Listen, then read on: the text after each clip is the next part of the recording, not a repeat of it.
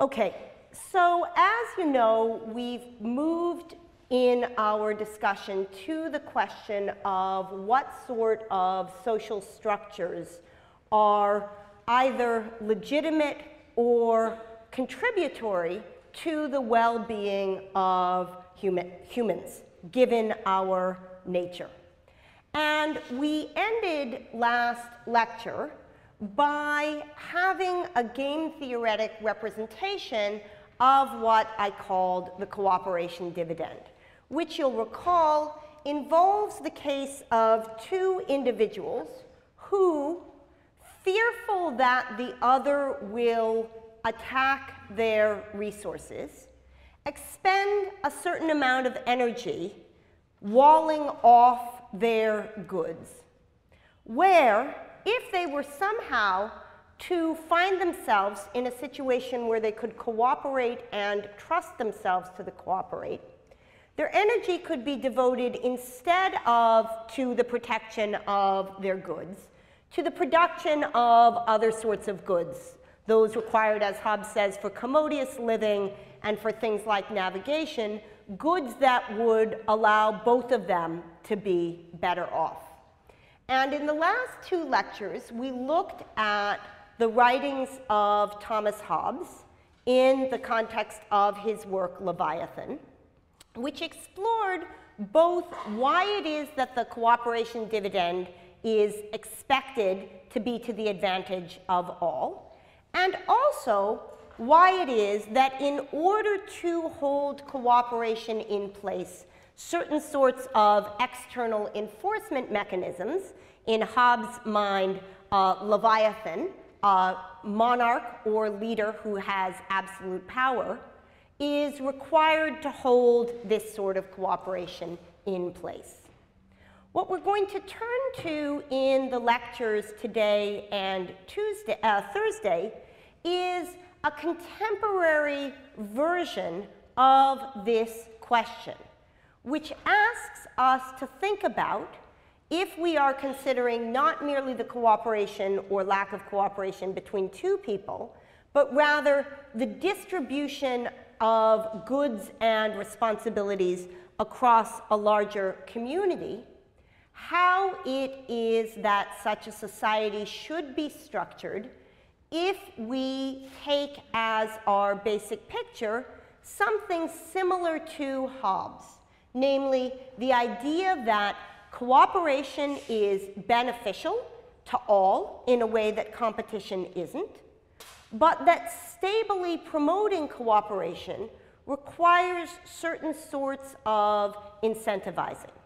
And so what we'll look at in particular today is discussion by the 20th century philosopher John Rawls, who lived from 1921 to 2002, and who taught at Harvard throughout his career. We encountered Rawls' writings already in a very early paper, the 1955 paper on punishment that we looked at, where he introduced the idea of a two-level justification of punishment. And what we'll be looking at in today's lecture is Rawls' discussion in his enormously influential 1971 book, A Theory of Justice. So Rawls' theory of justice, which in many ways brought back into contemporary philosophical discussion consideration of a set of questions which we traced all the way back to Plato's Republic.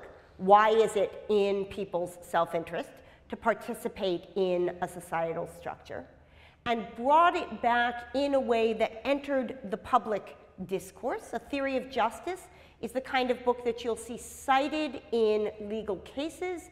You'll see it discussed not merely in academic journals, but also in intellectually grounded conversations about the legitimacy of the society. And A Theory of Justice begins with these famous words.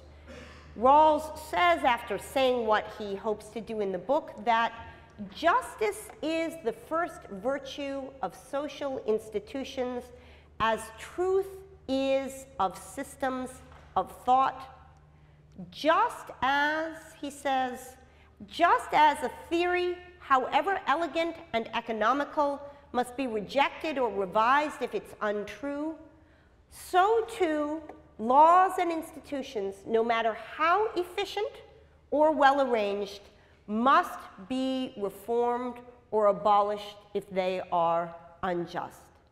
This is an articulation of what Rawls sees as the central commitment of a certain outlook of the legitimacy of government.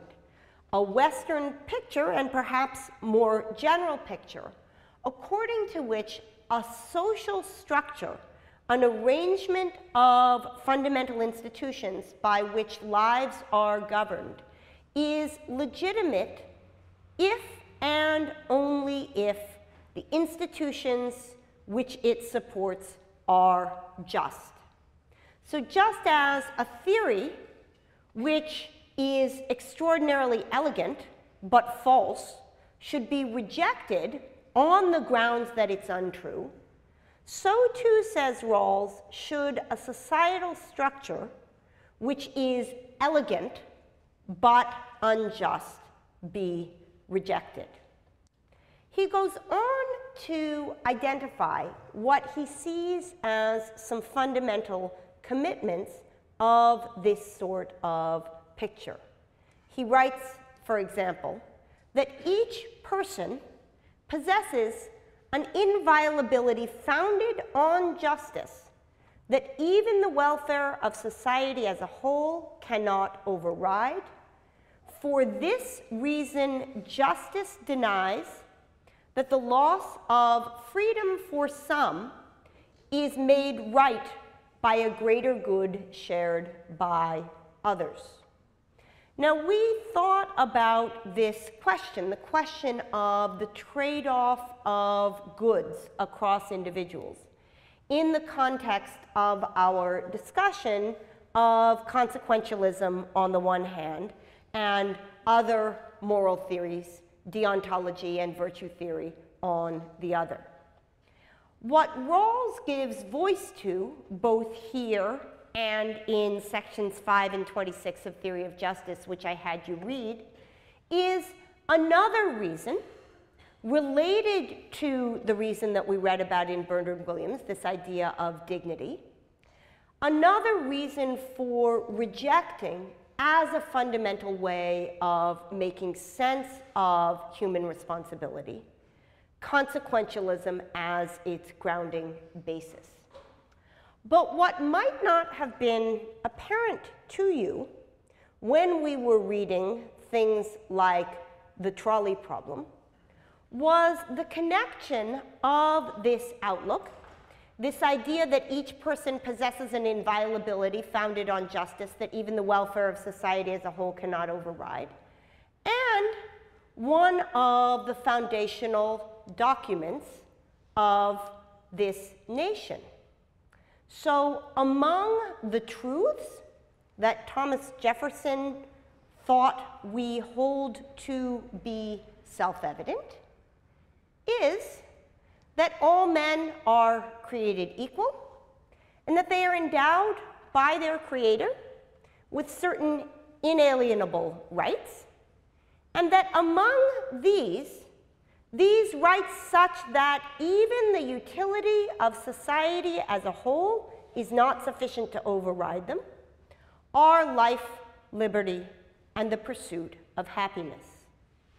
Moreover, you'll see in this founding document, this is of course the Declaration of Independence, that there is voice given to exactly the contractarian picture that we first recognized in its inchoate form in Glaucon's discussion of the role of justice in Plato's Republic, and much more clearly in the work of Hobbes. So listen to what comes next. That to secure these rights, governments are instituted among men, deriving their just powers from the consent of the governed. The idea that entering into a social contract with one another whereby, as a way of securing the rights to life, liberty, and the pursuit of happiness, we subject ourselves to a rule of law, which we thereby take to be legitimate, is central both to the social contract tradition as articulated in Hobbes and his successors, Locke and Rousseau and Kant, and to this document which all of us have presumably encountered previously. Moreover, continues this document, whenever any form of government becomes destructive of these ends, it is the right of the people to alter or to abolish it, and to institute a new government. What kind of new government? What's Jefferson's answer? A new government where laying its foundation on such principles and organizing its powers in such form as to them shall seem most likely to affect their safety and happiness. So the idea that we set out to create a government that gains its legitimacy through our recognition that thereby our self-interest is advanced is a central notion to the American political tradition. So how does it manifest itself in the particular text that we're thinking about today? How does John Rawls, in this book from the 1970s, attempt to give contemporary voice to this set of concerns that 200 years prior to him were given voice to by Thomas Jefferson, and 150 years prior to that were given voice to by Thomas Hobbes? So Rawls begins by saying what it is that he takes society to be. Society, that which we're trying to identify a set of characteristics for, is a more or less self-sufficient association of persons who, in their relations to one another, recognize certain rules of conduct as binding, and who, for the most part, act in accordance with them. You'll recall that at the end of the Prisoner's Dilemma lecture last week, and also in our readings for last Thursday, we looked at mechanisms other than the ones that Hobbes identified for enforcing social contract.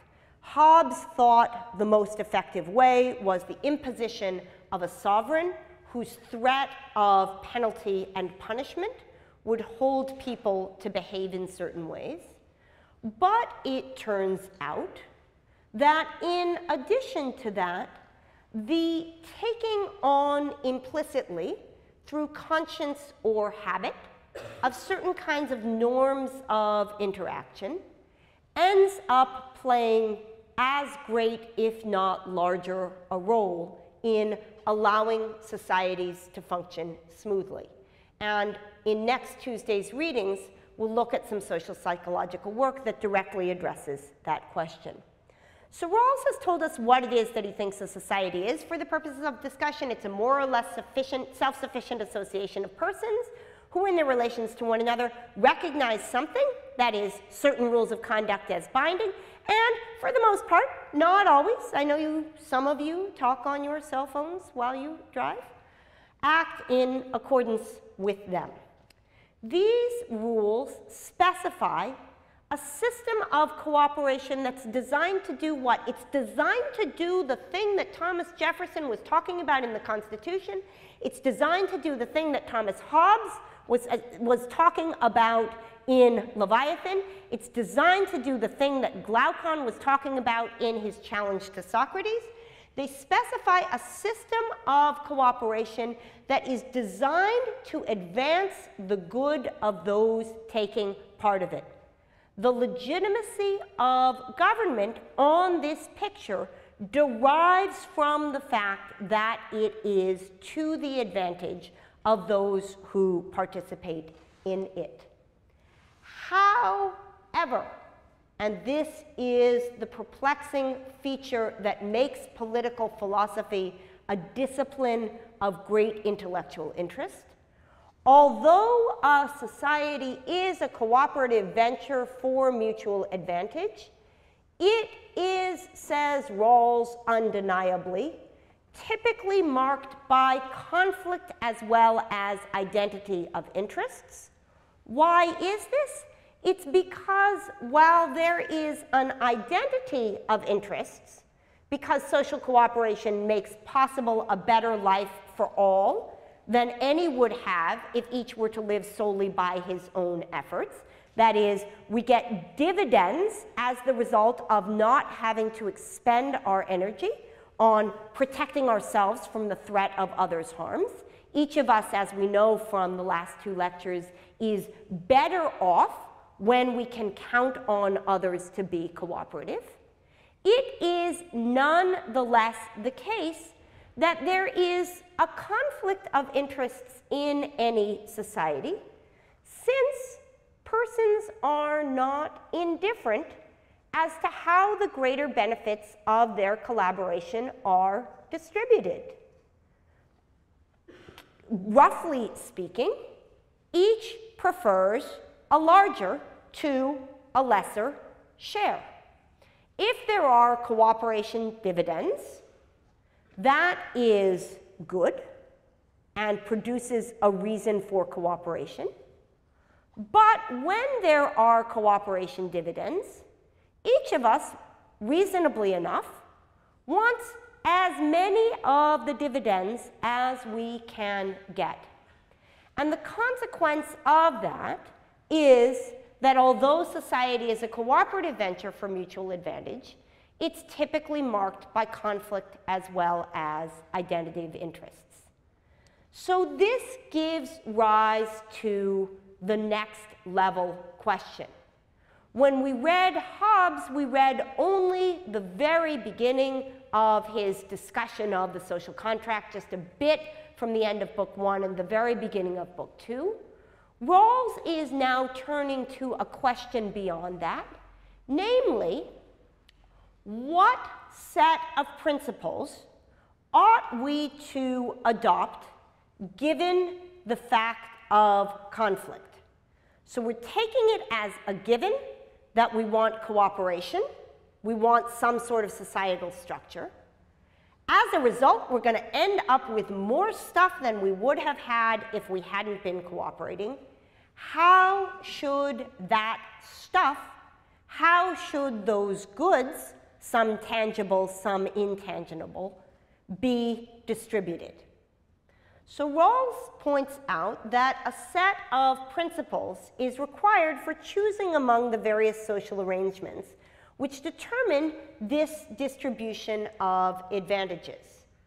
These principles provide a way of assigning rights and duties in the basic institutions of society. Things like what the legal system looks like, things like what the economic system looks like, things like what the fundamental rights and responsibilities of citizens look like. And what they do is to define an appropriate distribution of benefits and burdens of social cooperation. Because, as we've already noted, social cooperation brings with it undeniable benefits, but it also brings with it certain kinds of burdens. Your freedom is restricted in certain ways in a cooperative system, and it may well be the case that the benefits that accrue to the social system go to someone else. So we're now at a point where I will give voice to what Rawls calls the main idea of the theory of justice. And then I'm going to explain to you how that fits with his notion of the veil of ignorance. And then just as your attention is beginning to flag, we're going to do some clickers. So hold up, a little more fact, and then some fun. So the main idea of the theory of justice is, as I've pointed out to you already, something that is part of the social contract tradition. Rawls explicitly says in the first footnote of the text we read for today that he's working primarily from the social contract picture as articulated in Locke, Rousseau, and Kant, but that he is hearkening back to Hobbes in it. And this, as you know, is the following idea, that each of us recognizes that there's a certain advantage to living in a society where we're not constantly under threat, that each recognizes that non-threat can be achieved, this idea that you're not constantly at risk in this Cold War of all against all, that non-threat can be achieved only under general cooperation, and that general cooperation can be achieved only under some sort of implicit or explicit enforcement system. So Rawls, with that social contract framework in mind, goes on to ask, what would it take to get a clear picture of what that enforcement system ought to look like if, as we recall, it's meant to be something which is for the good of each of its participants? And here's what he says. He says, the principles of justice of the basic structure of society are those that free and rational persons concerned to further their self-interest would accept in an original position of equality as defining the fundamental terms of their association. That is, there are four fundamental ideas that underlie this picture. The rules that govern your society, the rules that govern a legitimate society into which you ought to contract, are rules that you would accept if you were free, rational, self-interested, and in a position of equality with respect to all of the other free, rational, and self-interested individuals who are also contracting into this society.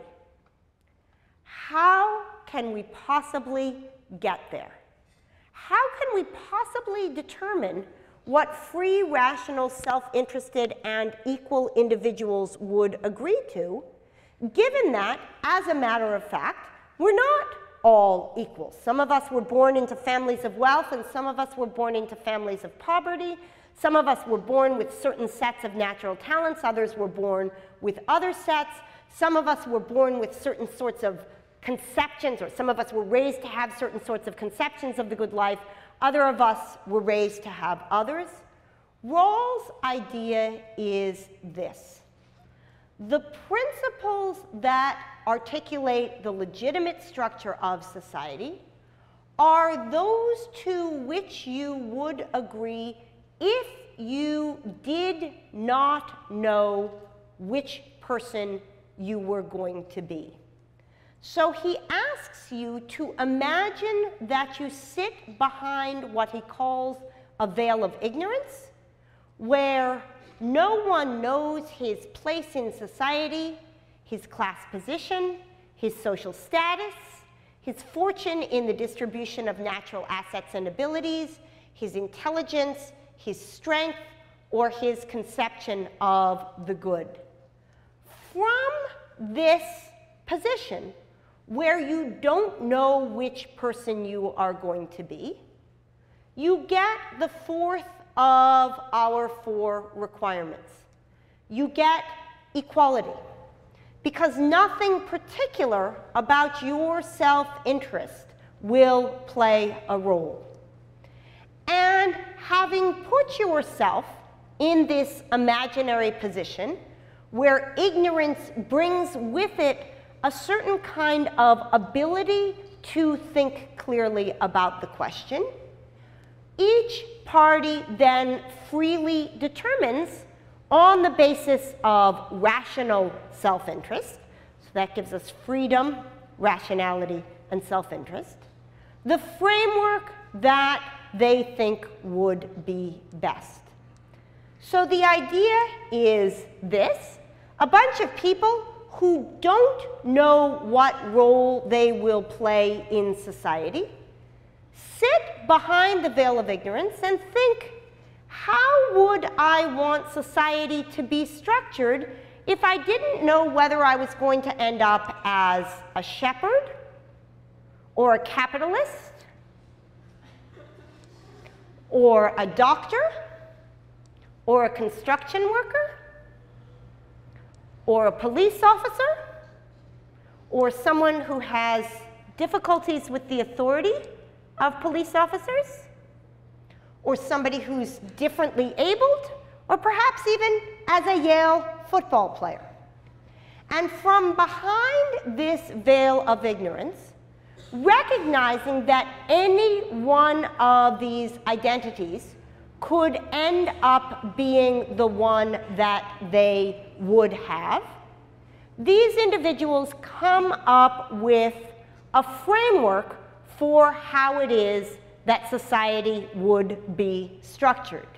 So recognizing that they might be extraordinarily wealthy, they may take into consideration what it would take for a society to allow individuals to flourish under those conditions. But they might recognize at the same time that they might end up as one of the construction workers. Perhaps they would end up as a doctor. Perhaps the set of abilities that they had would differ from those of the majority of the society, and so on.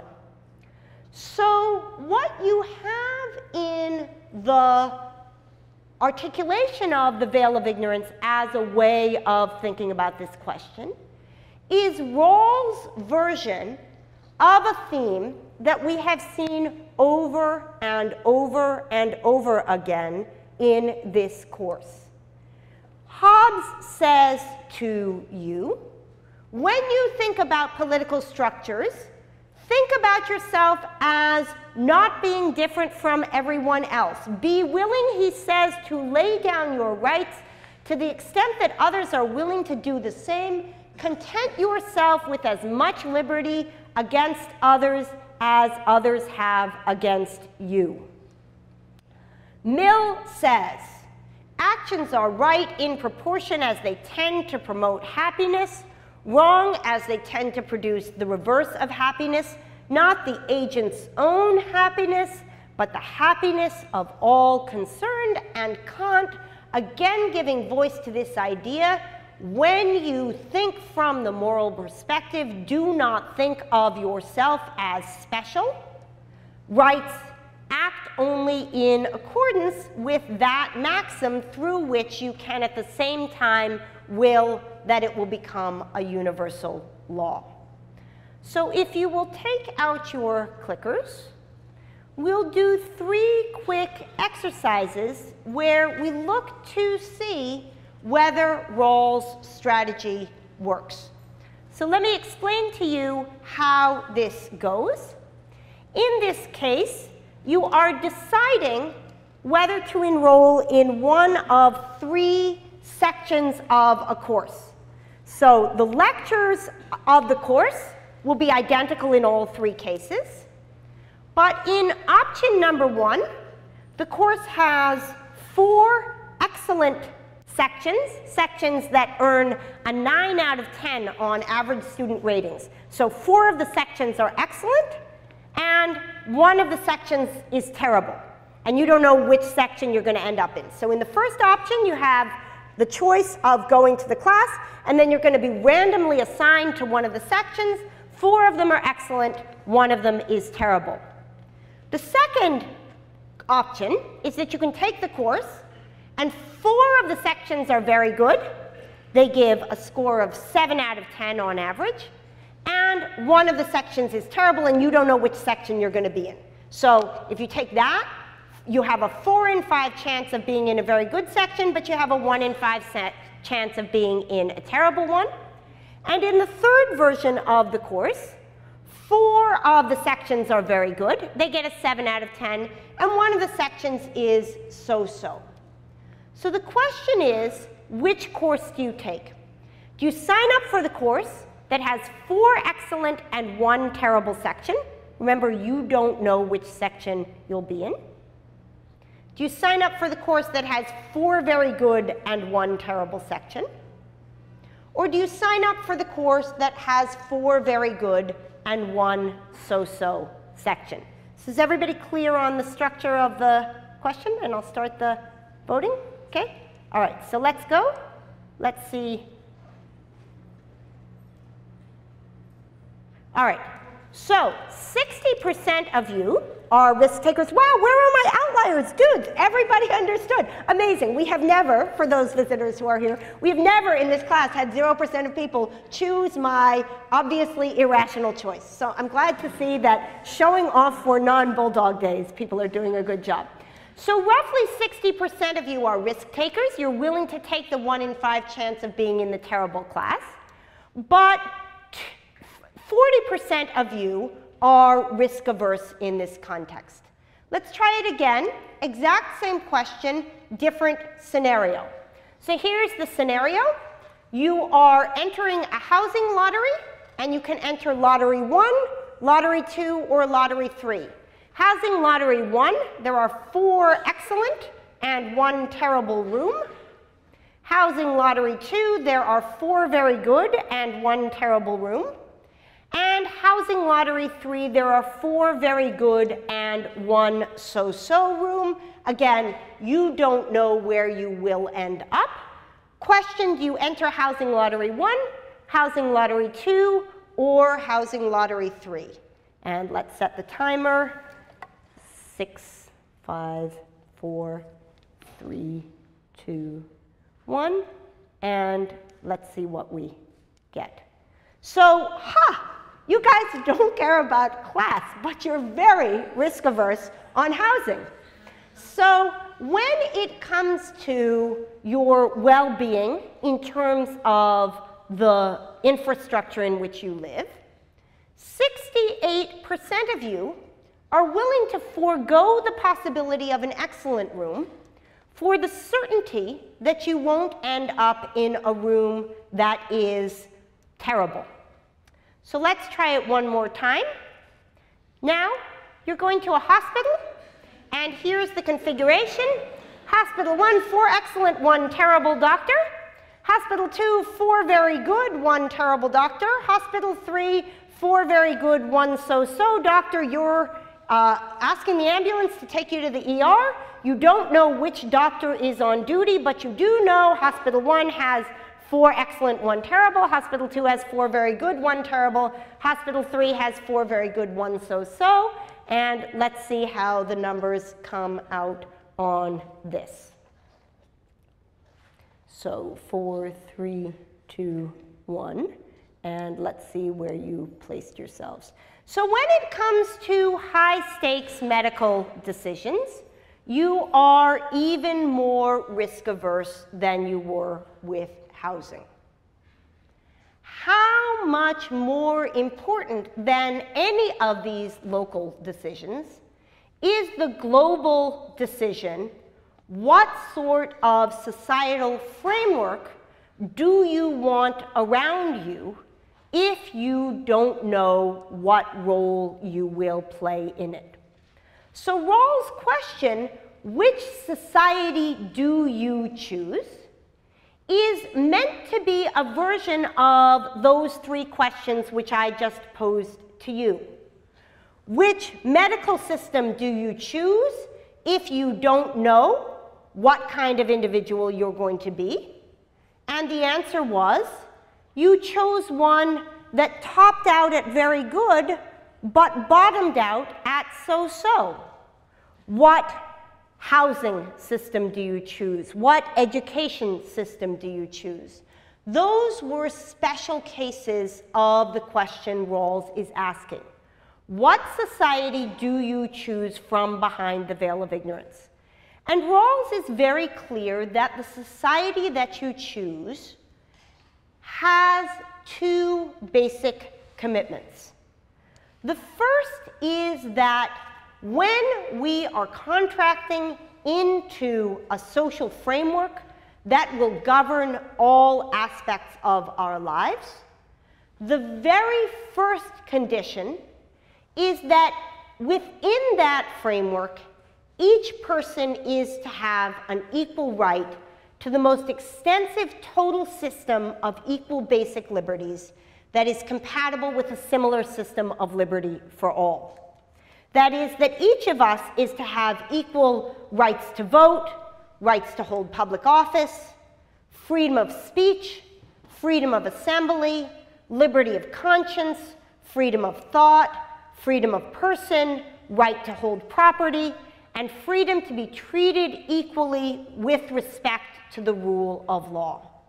These, says Rawls, are non-negotiable, and they're non-negotiable in the sense that if we offered you from behind the veil of ignorance the possibility of trading off some of these goods for the sake of utility, if you did not know which individual you were going to be in that society, you would not make that trade.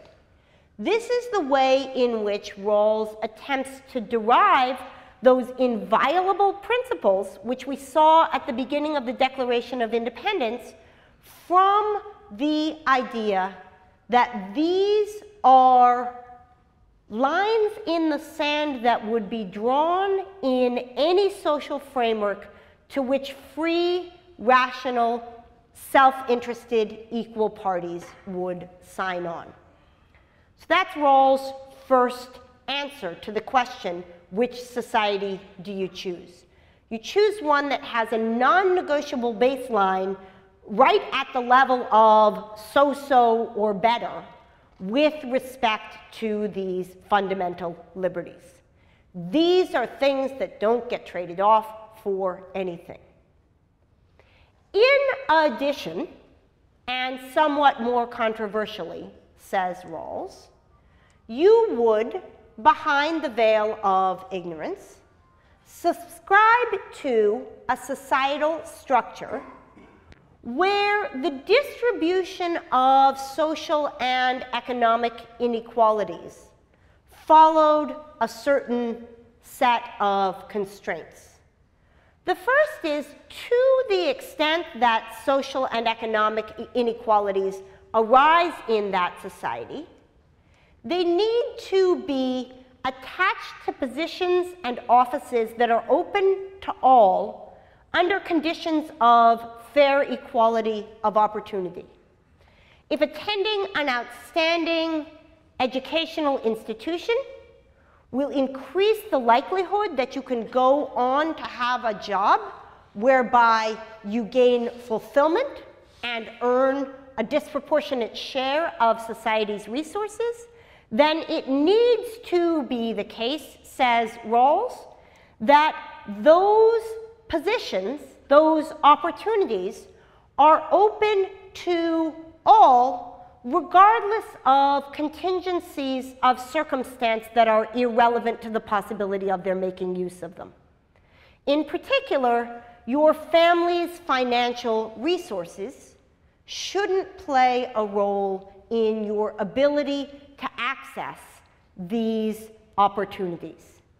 So fair equality of opportunity is the first condition that Rawls thinks needs to hold in order for social and economic inequalities to be acceptable to you from behind the veil of ignorance when you do not know who you will be. In addition, and even more controversially, Rawls thinks that behind the veil of ignorance, it would be agreed by the parties that social and economic inequalities would be accepted as legitimate only to the extent that those inequalities are to the advantage of all, and in particular to the advantage of those who are least well off. So Rawls does not deny that a rising tide lifts all boats, that there may well be cases where allowing discrepancies in income or resources or educational opportunities or the quality of health care would, as a matter of fact, lead everybody to be better off. Perhaps the fact that there are research hospitals is of great value even to those who don't have direct access to those hospitals.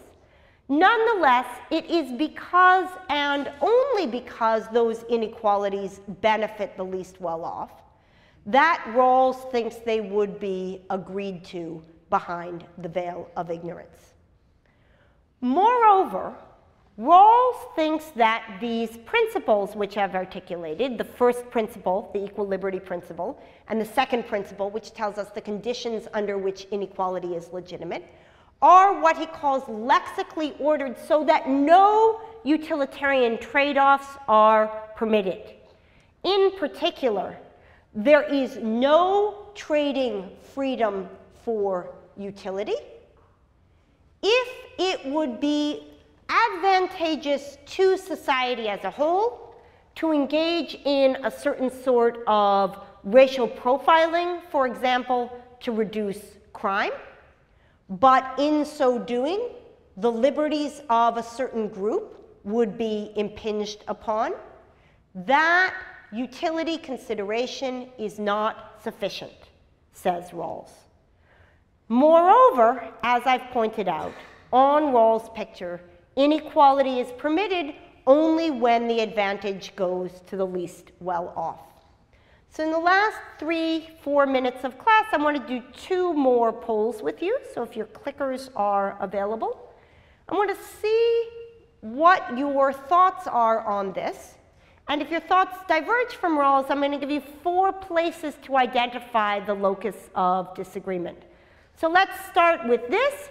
You're trying to choose among societies. Society 1 has an average income of $100,000, and 85% of its citizens have the right to vote and have freedom of conscience and religion and the like. That is, this is a society in which 15% of people lack basic civil rights, but the average income is $100,000. Society number 2 has an average income of $70,000, and 15% of the people lack basic rights. Society number 3 has an average income of $70,000, but 100% of the people have basic freedoms. You're behind the veil of ignorance. You do not know whether you will be among the 15% in society 1 or 2. As a matter of free, equal, self-interested rationality, which society do you choose? 1, 2, or 3? And let's see how these numbers come out. So it looks like the lexical priority of the first principle over the second is one over which there isn't a great deal of controversy. Let's try the difference principle. 3 societies, you don't know who you will be. Society number 1, average income of $100,000, lowest income, $10,000. Society number 2, average income $70,000, lowest income $10,000. Society number 3, average income $70,000, lowest income $20,000. You do not know who you will be. Which society do you choose? And let's see how the numbers come out on the difference principle.